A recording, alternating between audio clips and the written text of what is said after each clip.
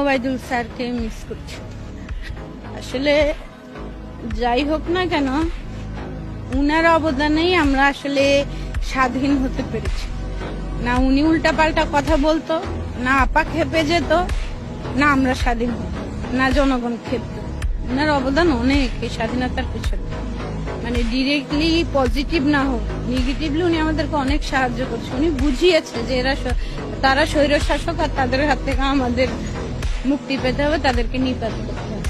উনার ডায়লগ উনি ভালো বলতে পারে, আমি কি বলবো। ওই যে এখানে মাঠও আমাদের, প্লেয়ারও আমাদের। এখন এইটাই আওয়ামী লীগকে এখন এইটাই বলতে হবে, যেখানে মাঠও আমাদের, প্লেয়ারও আমাদের, রেফারিও আমাদের।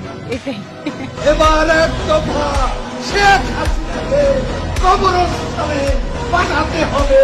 এই একদম স্মার্ট বাংলা।